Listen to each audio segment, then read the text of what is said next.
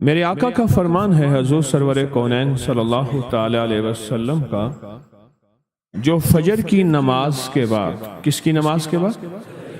جو فجر کی نماز کے بعد سورۃ یاسین پڑھتا ہے، اللہ پاک جل شانہ فرماتے ہیں کہ جا آج کے سارا دن کی کاموں کی کفایت، تیرے سارے کاموں کی کفایت میرے ذمہ ہے۔ کتنی دفعہ پڑھتا ہے؟ ایک بار۔ جو فجر کی نماز کے بعد سورۃ یاسین پڑھتا ہے تو اللہ پاک فرماتے ہیں جا آج سارا دن کے کاموں کی کفایت میرے ذمہ ہے، یعنی سارے تیرے کام میرے ذمہ ہیں، میرے ذمہ ہیں۔ میں ایک عمل بتایا کرتا ہوں کہ جب آپ کسی نئے گھر میں جائیں 81 بار سورۃ یاسین مل کے پڑھ لیں۔ نئے گھر میں جائیں، اپنے گھر میں رہتے ہوئے تسبیح خانہ نیا گھر ہے، وہ گھر بھی عارضی ہے، بھی عارضی، کیا خیال ہے؟ اور یہاں اگر سورۃ یاسین 81 دفعہ پڑھ لیں، وہاں کی ساری برکات نصیب ہوتی ہیں۔ یہ جو 81 کا عدد ہے یہ اوتاد کا ہے۔ قرآن کی کون سی آیت ہے اوتاد کے ساتھ؟ والجبال اوتادا۔ اوتاد عربی زبان میں میخوں کو کہتے ہیں، ہم نے پہاڑوں کو میخیں بنا دی ہیں۔ اوتاد۔ جو بندہ 81 دفعہ سورۃ یاسین جو مجمع مل کے پڑھ لے، 81 اوتاد، اوتاد کہ پہاڑوں کو ہم نے میخیں بنا دیا، جس کی وجہ سے زمین کھڑی ہے، جس کی وجہ سے۔ اسی طرح نظام عالم جو کھڑا ہے اوتادوں کی وجہ سے ہے۔ اوتادوں کے اوپر پھر درجات ہیں بہت زیادہ، قطب ہے، قطب عالم ہے، پھر ابدال ہیں، پھر غوث ہے۔ یہ نظام ہے، روحانیت کے حکمران ہیں، یہ روحانیت کے عہدے ہیں۔ جو مجمع مل کے فجر کی نماز کے بعد 81 دفعہ سورۃ یاسین پڑھے، آپ تو 81 سے زیادہ پڑھ چکے ہیں، سوچیں، کئی 81 پڑھ چکے ہیں، بہت بڑا مجمع ہے ماشاءاللہ۔ 81 دفعہ سورۃ یاسین مجمع مل کے پڑھے اور مخلصین کا مجمع ہو، یہ شک ہے کہ مخلصین ہیں یا نہیں ہیں۔ مثلا آپ جائیں اور آپ جا کے کہیں سے بندے اکٹھے کر کے لائیں اور انہیں لاکھ مخلص ہونے کا 1 گھنٹے کا گھوٹا لگائیں اور ان سے بات کریں، پھر بھی شک ہے مخلصین ہیں یا نہیں ہیں۔ اور یہاں الحمدللہ آپ سارے مخلصین بیٹھے ہیں، کہیں الحمدللہ۔ اللہ کے لیے آنے والا مخلص ہے، اللہ کے لیے رہنے والا مخلص ہے، اللہ کے لیے بیٹھنے والا مخلص ہے۔ جب مخلص ہوں اور 81 دفعہ سورۃ یاسین پڑھیں تو فرمایا اللہ جل شانہ اس کی جگہ کے لیے ایک لفظ ہے، رب ادخلنی مدخل صدق واخرجنی مخرج صدق واجعلنی من لدنک سلطانا نصیرا۔ اس کا مفہوم یہ ہے، آیت کا ترجمہ اب میں مفہوم بیان کر رہا ہوں۔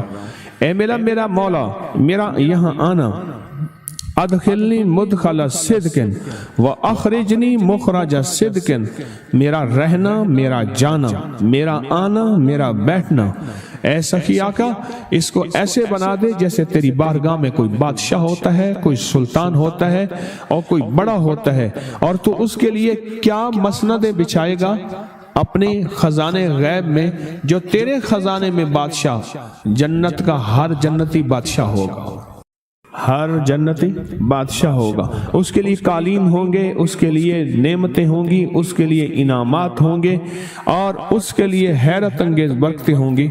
فرمایا جو 81 دفعہ پڑھے گا اللہ کے خزانوں میں، اس کا شمار بادشاہوں میں ہوگا۔ جو 81 دفعہ سورۃ یاسین پڑھتا ہے اس کی چاہت سے ملتا ہے، ضروری نہیں وہ کہے۔ اس کو گہرائی سے سوچیں، اس کو پھر سوچ کے سوچیں۔ جو 81 دفعہ سورۃ یاسین پڑھتا ہے اس کی کس سے ملتا ہے؟ چاہت سے ملتا ہے۔ وہ جو چاہتا ہے اللہ دے دیتا ہے۔ فجر کی نماز کے بعد 81 دفعہ سورۃ یاسین پڑھنے سے اللہ اس کی چاہت کے مطابق دے دیتا ہے۔ حضرت گیسو دراز بندہ نواز ایک بزرگ گزرے ہیں، بہت بڑے اللہ والے تھے، ان کی زلفیں تھیں گیسو دراز۔ ان کا معمول تھا کہ ان کی خانقاہ میں روزانہ 81 दफा सूरत यासीन पढ़ी जाती थी और फिर दुआ मांगी जाती थी। जितने अफराद होते थे 81 होते थे, थोड़े होते थे, आपस में तकसीम करके फजर के बाद सूरत यासीन पढ़ते थे और पढ़ने के बाद फिर दुआ मांगते थे और एक बात अल्लाह से कहते थे कि अल्लाह, या अल्लाह, इन पढ़ने वालों और इन पढ़ने वाली की 81 नस्लों को अल्लाह ना मोहताज बनाना, ना फकीर बनाना, ना मंगता बनाना और ना अपाहज बनाना। अल्लाह के उस वली की ये दुआ होती थी। और सूरत यासीन कितनी दफा पढ़ी जाती थी? हैं जी? 81 दफा सूरत यासीन पढ़ के दुआ मांगते थे। और कुदरत का निजाम देखें, तारीख बताती है कि उनके उस महफिल में बैठने वाले जितने भी थे, जिन्होंने दिल की गहराइयों से, सच्चे जज्बे से, ये नहीं है कि फजर पढ़ के सो गए या फजर से पहले ही सो गए, सच्चे जज्बे से जिन्होंने पढ़ा, अल्लाह पाक ने उनकी नस्लों में रिस्क, वुसअत, दौलत, ईमान, आफियत, बेटे, नेमतें, खैरें और बरकतें अता की। अल्लाह ने उनकी नस्लों में वो चीजें अता की जिन्होंने फजर की नमाज के बाद मिल बैठकर 81 बार सूरत यासीन पढ़ी। क्यों? 81 औताद हैं। सोते वक्त सूरत इखलास एक अमल है। ये 3 बार दाएं तरफ के तसव्वुर से पढ़ें और 3 बार बाएं तरफ के तसव्वुर से पढ़ें और 3 बार आसमान की तरफ इस तसव्वुर से पढ़ें।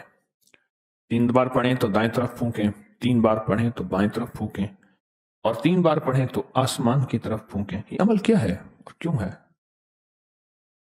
सबसे पहले तो एक लफ्ज याद रखिएगा कि तजर्बा दलील का मोहताज नहीं होता।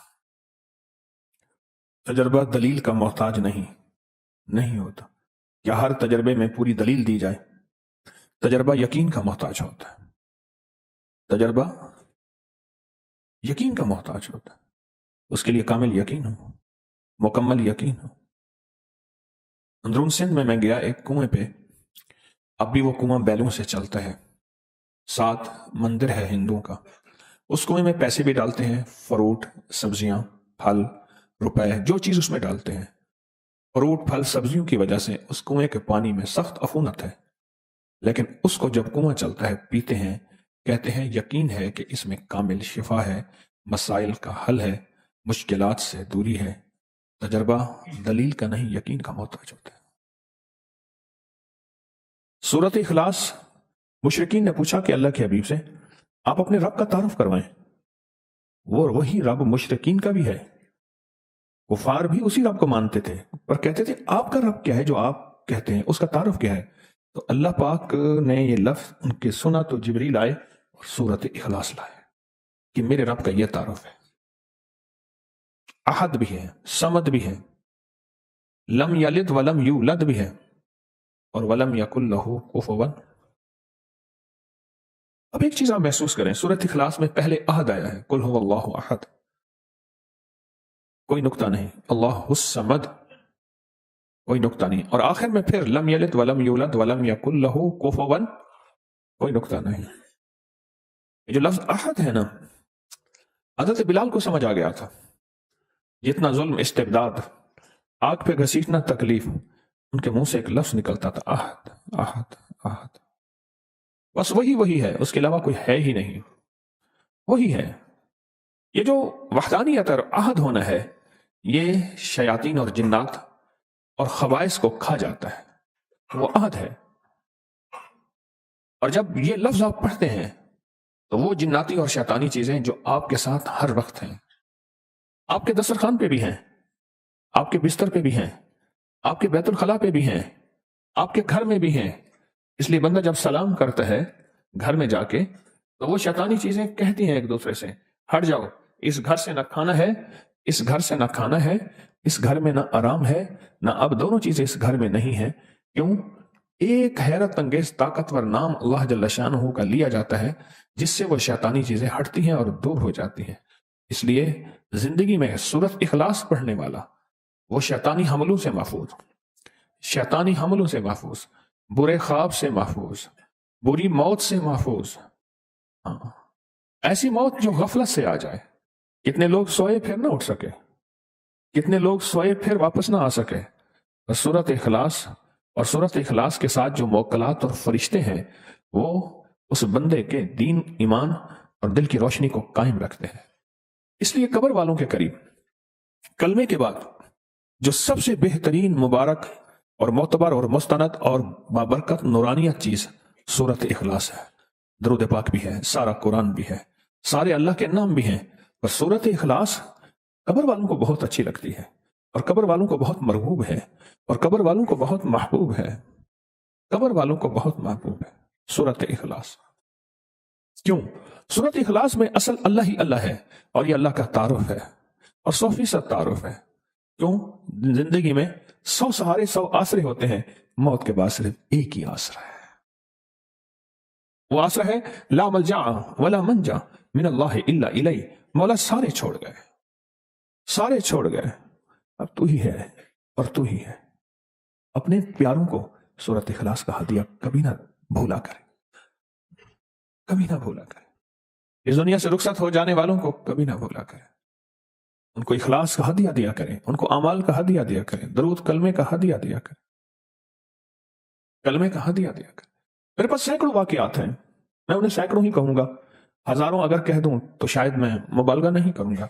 یہ جی آپ کے والدین کو ہدیہ کیا، یہ عمل ہدیہ کیا، یہ عمل ہدیہ کیا، یہ عمل ہدیہ کیا، ہمارے کام بن گئے۔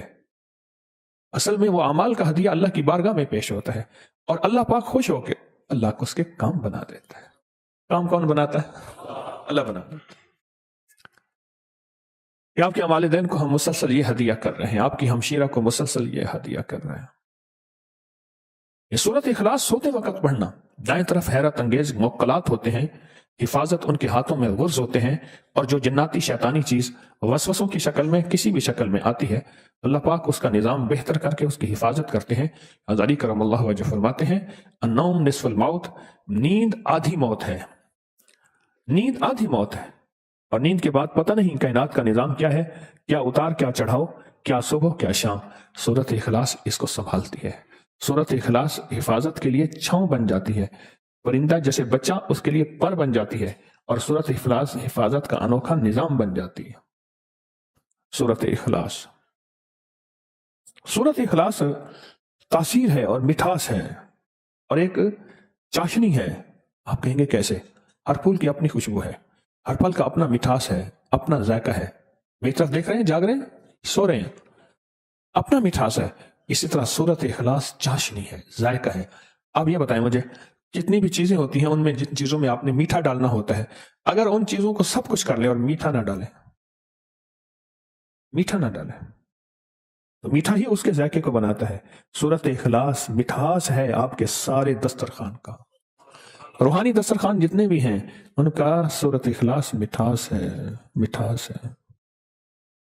کتنے واقعات اور روایات ایسی ہیں کہ سورۃ اخلاص قبر کے قریب پڑھی، صاحب قبر نے کہا کہ آپ کا جو ہدیہ بھیجا ہوا ہے ہمارے ہاں اتنا محبوب ہے کہ ہم سارے اس کو تقسیم کر رہے ہیں۔ اور کتنے واقعات ہیں کہ 70 سال پہلے کوئی اللہ والے آئے تھے، انہوں نے آ کے ہماری قبر میں 17 بار یا 21 بار مختلف روایات سورۃ اخلاص پڑھ کے ہدیہ کیا۔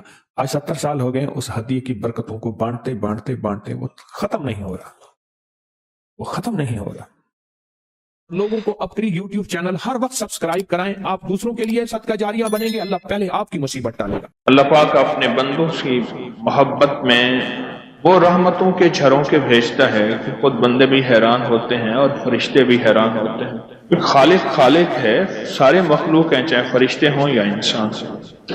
اپنے بندوں سے محبت، الفت اور آخری محبت اور آخری شفقت، اور جو شخص اس کے بندوں سے محبت کرتا ہے پھر اللہ اس سے محبت میں لگ جاتا ہے۔ یہ اس کریم کا ایک خاص نظام ہے، جو اس کے بندوں سے محبت کرتا ہے میرا رب اس سے محبت کرنے لگ جاتا ہے۔ کہ اللہ کہتا ہے تو میرے بندوں سے محبت کرتا ہے۔ سلام بھیجنے والا اصل میں ایک پیغام دے رہا ہے کہ میں تجھ سے محبت کرتا ہوں اور تیری سلامتی کا خیر، تیری سلامتی کی اور خیر خواہی چاہتا ہوں کہ تو سدا سلامت رہے، دکھوں سے، حادثوں سے، تکلیفوں سے، مسائل سے، مشکلات سے، پریشانیوں سے، الجھنوں سے، ناکامیوں سے، ٹھوکروں سے، فقر سے، فاقے سے، غربت سے، تنگ دستی سے، جادو سے، جنات سے، مسائل سے، مشکلات سے، نظر بد سے، حاسدین سے، شر سے، فساد سے۔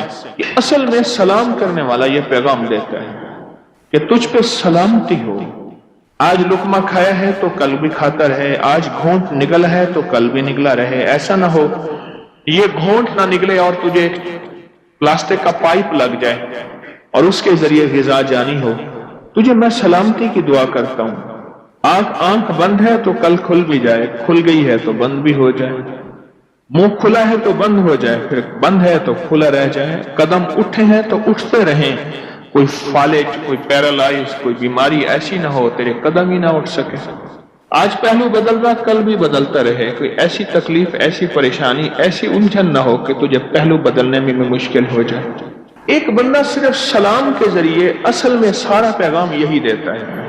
جسے بظاہر ہم سلام کہتے ہیں وہ سارا پیغام یہی، یعنی اس لفظ سلام کے اندر یہ ساری دعائیں، یہ ساری کیفیتیں اور یہ سارے احساسات چھپے ہوئے ہیں. یقین جانیے بعض اوقات لفظ سلام کو اور مجھے سلام کرنا ایک جمعدار نے سکھایا تھا. میں روزانہ کالج جاتا تھا. ایک گھر کے اندر سے ایک گلی تھی، گلیوں سے نکل کے شارٹ میں سڑک پہ جاتا تھا، پھر وہاں سے کالج جاتا تھا. ایک جمعدار کھڑا تھا تو اس نے اپنے انداز میں مجھے بات کی، اپنے انداز سے، اور مجھ سے کہنے لگا خان صاحب آپ ہمیں کبھی سلام نہیں کرتے، ہم جمعدار ہیں، غریب ہیں، اس لیے. ایسی بات چوٹ لگی، ایسی چوٹ لگی. یعنی اس وقت میرے بھی گزرنے کا وقت ہوتا تھا اور اس کا جھاڑو اور نالیاں صاف کرنے کا وقت. ایسی چوٹ لگی. پھر اگلی چوٹ ایک بندے نے ماری، وہ بھی کالج میں، جس کا واقعہ میں نے کئی بار سنا ہے. پہلی چوٹ تو اس بندے نے کہ مجھے سلام کرنا چاہیے ہر کسی کو.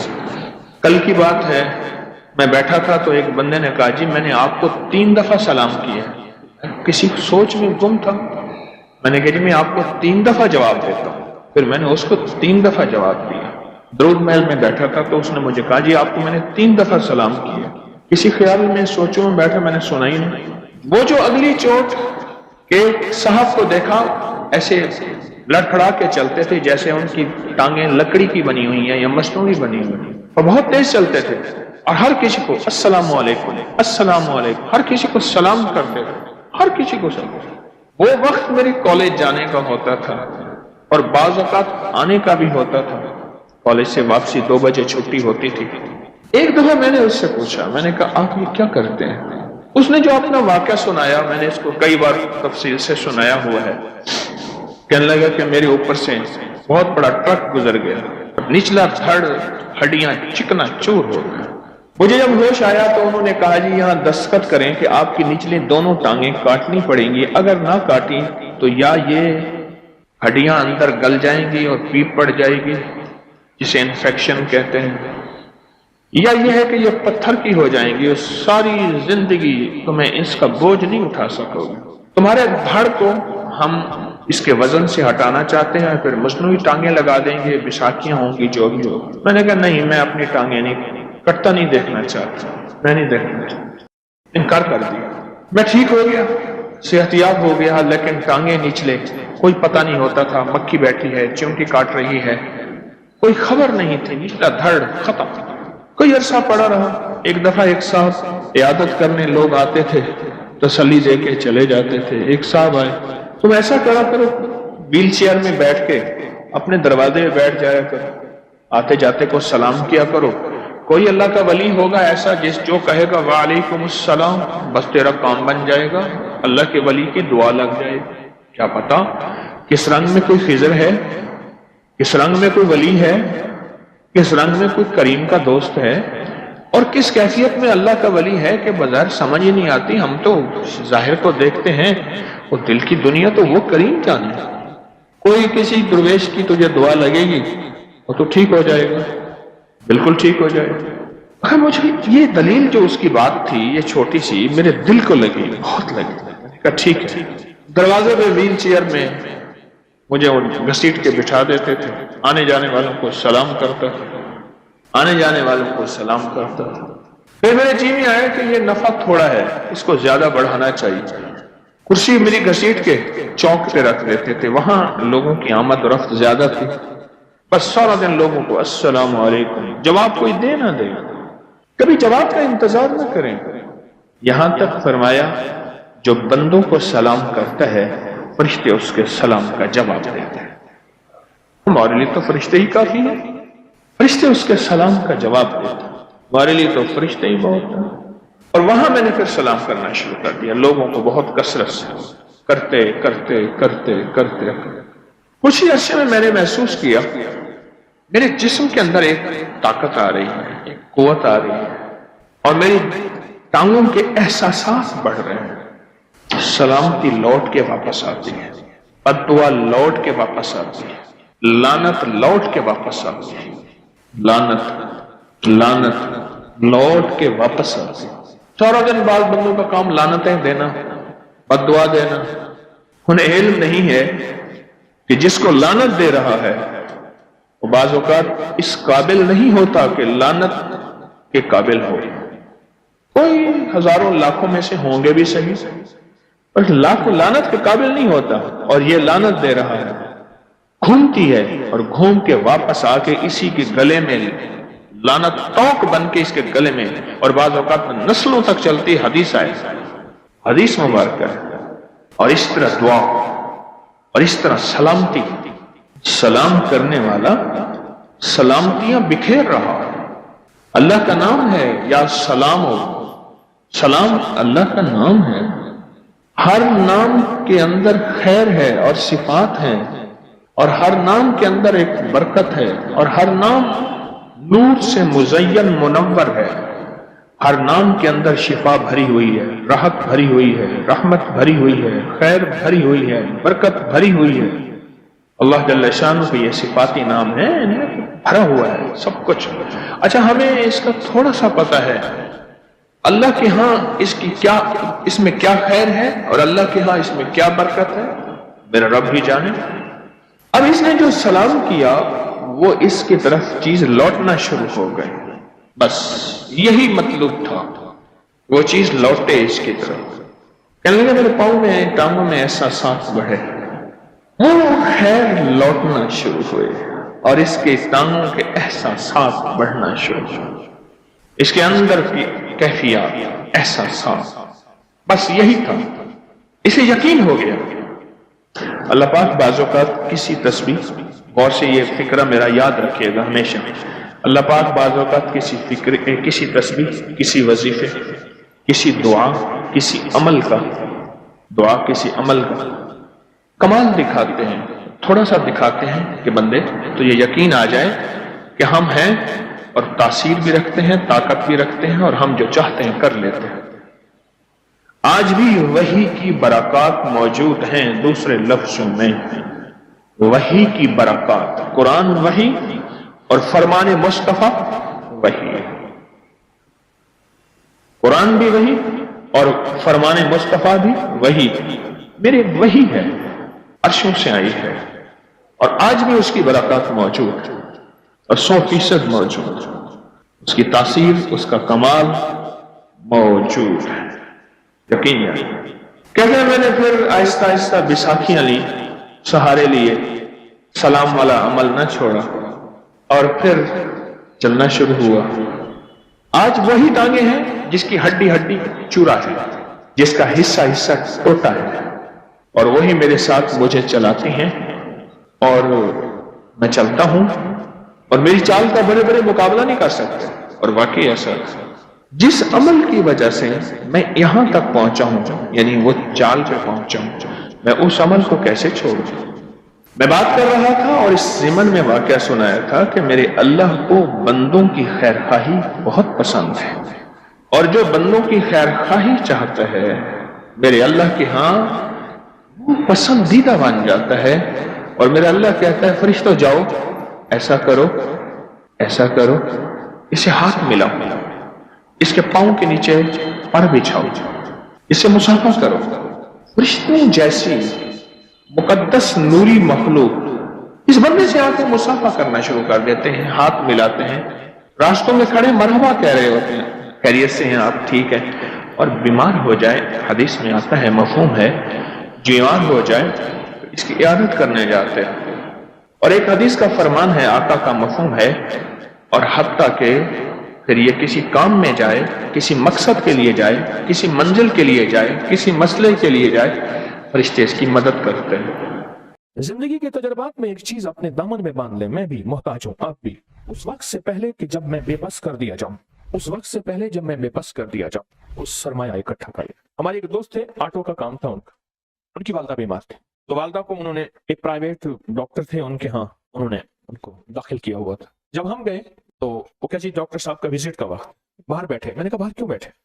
ساتھ جو کامن ورڈ ہے ہم اس میں چلتے ہیں، مریضوں کی عیادت کرتے ہیں اس نیت سے۔ سرکار نے فرمایا جو صبح عیادت کرے گا شام تک 70,000 فرشتہ اس کے لیے دعائیں مغفرت کرے گا، اور جو شام کو کرے گا صبح تک کرے گا۔ میں گیا نا تو ایک بندے کے دونوں ٹانگیں کٹی ہوئی تھیں، رانوں کے قریب سے کھڑا ہو گیا۔ کیا ہوا؟ تو اس نے جو اپنی کہانی سنائی، کہا کہ میرے پاؤں پہ تھوڑی سی چیر لگی، بس اس کے بعد وہ زخم بنا، اس کی مرہم پٹی بہت کی، علاج ٹھیک نہ ہوا، پھر انگوٹھا انہوں نے کاٹ دیا، پھر کچھ عرصہ ٹھیک ہوا، پھر علاج اور زخم بڑھا، پھر میرا آدھا پاؤں کاٹا، پھر پورا پاؤں کاٹا، پھر آدھی پنڈلی کاٹی، پھر پوری پنڈلی کاٹی، پھر گھٹنا کاٹا، پھر گھٹنے کے اوپر سے کاٹ دیا، اور میں ٹھیک ہو گیا۔ میری ٹانگ ٹکڑے ٹکڑے ٹکڑے ٹکڑے ٹکڑے کٹتے، میں گھر آ گیا۔ کچھ ہی عرصے کے بعد اس ٹانگ پہ وہی شروع ہو گیا، اور یہ ٹانگ بھی کٹتے کٹتے ویسی کٹی ہے۔ اور ایک عجیب بات ہے، آج اس کے الفاظ مجھے پتہ نہیں وہ زندہ یا فوت ہو گیا، اس بات کو بھی 30 سال کے قریب عرصہ ہو گیا۔ مجھے زندگی کا وہ لفظ یاد ہے، کہنے لگا میرے جی میں تھا میں اپنے قدموں سے چل کے حج کرتا، میں اپنے قدموں سے چل کے مسجد میں جاتا، میں اپنے قدموں پہ کھڑے ہو کے نماز پڑھتا، ایسے نظر اپنی طرف دوڑا کے نا، نیچے پاؤں کی طرف، نیچے ایسے نظر دوڑا کے کہنے لگا قدم ہی کہاں ہے۔ مشہور پامسٹ تھے ایم اے ملک، میرے کچھ عرصہ زہری علاج رہے، بہت بڑے پامسٹری کے استاد تھے، ہاتھوں کی لکیروں، علم ہے، علم کی حد تک ٹھیک ہے۔ مجھے کہنے لگے کہ میں جیل میں گیا اور موت کا قیدی تھا کال کوٹری میں، اس کو میں نے کہا ہاتھوں کا پرنٹ دے، اس نے ہاتھ ایسے آگے کیا، کہنے لگے اسی کو کاٹ کے لے جا، پرنٹ کی کیا ضرورت ہے، صبح تو اس جسم نے ختم ہو جانا۔ یہ بے بسی، ایسے ہاتھ کیسے کیا؟ میں نے اس کو کہا ہاتھ کا پرنٹ دے، میں نے لکیریں دیکھنی ہیں، تیری قسمت، تیری مقدر، تیرا نصیب جو تیری قدرت نے لکھا ہے، وہ نہیں یہ ہاتھ کاٹ کے لے جائیں۔ آپ کو ہاتھ کا پرنٹ کیوں لیتے ہیں؟ ہماری زندگی کے مراحل بے بسی میں چل رہے ہیں۔ ایک طاقتور چیز ہے وہ ہے دعا، ایک طاقتور چیز ہے وہ ہے کوئی عمل، ایک طاقتور چیز ہے وہ ہے کوئی ایسی چیز جو مجھے اس بے بسی سے نکال دے۔ وہ صرف غیبی نظام ہے اور کوئی نہیں۔ میں اپنے لفظ کو پھر دہرا رہا ہوں، وہ غیبی نظام ہے اور کوئی نہیں۔ وہ غیبی نظام ہی مجھے بے بسی کی زندگی سے نکال سکتا ہے۔ وہ ایشور ہے، وہ گاڈ ہے، وہ دیوتا ہے، وہ اللہ ہے، وہ ایلیہ ہے، کوئی بھی نام دے دے، اس رب کو کوئی نام دے، رام کہیں، کوئی نام دے دے، وہی ہستی ہے جو مجھے اس بے بسی کی زندگی سے نکال سکتی ہے۔ اس ہستی کے علاوہ کوئی ہستی نہیں۔ نہرو نے لکھا کہ میں جیل میں تھا، نہرو نے، جواہر لال نہرو، والد موتی لال تھے، گھر کے سامنے نہر تھی تو اس کی وجہ سے نہرو کہے۔ کہنے لگا میں جیل میں تھا، انگریز کی جیل تھی، کہتے تنہائی تھی، بعض اوقات کھویا کھویا اتنا بے بس کہ چپ کر کے بیٹھا ہوتا تھا، گلہریاں میرے اوپر چڑھ جاتی تھی، گلہریاں یہ سمجھتی تھی یہ اچھی کوئی مردہ چیز ہے، بالکل چپ سے بیٹھا ہوتا تھا۔ ایک طاقت ہے، ایک قوت ہے جو دعا کی شکل میں سامنے آ جاتی ہے، مجھ کو دعا کی شکل میں کسی کی بھیجی ہوئی دعا، میری کی ہوئی دعا، کسی کی بھیجی ہوئی دعا، میری کی ہوئی دعا، یا کسی کی ہوئی دعا، میری مانگی ہوئی دعا۔ وہ دعا نفل کی شکل میں، سجدوں کی شکل میں، تسبیح کی شکل میں، دعاؤں کی شکل میں، اعمال کی شکل میں، کسی کی خدمت کی شکل میں، کسی کا دیدار کر کے اس کے دیدار کا نور لینے کی شکل میں۔ ہاں اس کے بڑے میں نے تجربے کیے ہیں۔ کوئی دعا ہوتی ہے پھر جو پیچھا کرتی ہے، پھر میری زندگی کی بہت ایسی کیفیتیں ہیں جہاں میں اپنی زندگی میں بکھر جاتا، میں برباد ہو جاتا، میں زندگی میں بکھر جاتا، برباد ہو جاتا، دعائیں مجھے سنبھالتی ہیں۔ کہنے لگے دعا کے پر نہیں ہوتے پر پرواز کرتی ہے، دعا کا رنگ نہیں ہوتا پر رنگ دکھاتی ہے، اور رنگ لگا دیتی ہے، اور رنگ و رنگ کر دیتی۔ رنگ نہیں ہوتا بظاہر، نظر نہیں آتا، رنگ نہیں ہوتا، نظر نہیں آتا، رنگ و رنگ کر دیتی ہے۔ جو چیز ہمیں بے بسی سے نکالے گی وہ دعا ہے، وہ کسی فقیر کی دعا ہے۔ اس لیے فرمایا बाप की दुआ मां से ज्यादा ताकतवर होती है, क्योंकि मां के मिजाज, मां के अंदर जमाल होता है, बाप के अंदर जलाल होता है, और जो दुआओं में जलाल होता है वो अर्श को फौरन हिलाते हैं। जलाल होता है जहां, वो अर्श को फौरन हिलाते हैं। कोई दुआ मेरा पीछा करे, अल्लाह करे, बस ये आस है, ये आस है, अल्लाह करे मेरी दुआएं पीछा करे। मैंने सारी जिंदगी ये आस उम्मीद नाकाम न थी वे, यार वाला बदनाम न थी वे, छेकड़ी वादा अज ही होंदा अज ता शाला शाम न थी वे। हाँ, आस उम्मीद नाकाम न थी वे, यार वाला बदनाम न थी वे, छेकड़ी वादा अज ही होंदा अज ता शाला शाम न थी वे। सारी उम्र एक आस रही कि दुआएं मेरा पीछा करें, सारी उम्र एक उम्मीद रही कि दुआएं मेरा पीछा करें, सारी उम्र तलब रही कि दुआएं मेरा पीछा करें, क्योंकि मेरा पीछा अगर दुआएं करेंगे तो मेरे काम बनते चले जाएंगे। मुझे साल हो गई मंजिलें कि खिजा के रुख भी बदल गए, तेरा हाथ हाथ में आ गया तो चराग राह के भी चल गए। दुआएं मेरा पीछा करें, कोई ऐसी तस्बीह पढ़ूं, कोई ऐसा वजीफा पढ़ूं, फरिश्तों की दुआएं मेरे साथ शामिल हो जाएं, नेक रूहों की दुआएं मेरे साथ शामिल हो जाएं, और जिन्नात की दुआएं मेरे साथ शामिल हो जाएं, और इंसानों की दुआएं मेरे साथ शामिल हो जाएं। ऐसा तस्बीह, कोई ऐसा वजीफा पढ़ूं, कोई ऐसी दुआ करूं, कोई ऐसी खिदमत करूं, और किसी के साथ कोई ऐसा भला करूं। मैं मुझसे दुआएं जुदा ना हो, मेरी कब्र में भी दुआएं शामिल होती रहे, मौत के वक्त भी दुआएं सामने आके खड़ी हो जाए, और फरिश्तों को कहें आ जाओ, और शयातीन को कहें हट जाओ, इसका कलमा न छीनो, इसका ईमान न छीनो, इसको कलमे वाली मौत चाहिए। दुआएं आके मौत के वक्त भी मेरे सामने खड़ी हो जाए और मेरा साथ दे मौत के वक्त। इस वीडियो को लाइक और शेयर करें, अब करें YouTube चैनल को सब्सक्राइब करें, और रोजाना ज्यादा से ज्यादा सब्सक्राइब करवाएं। आप दूसरों के लिए सदका जारिया बनेंगे। अल्लाह पहले आपके दुआ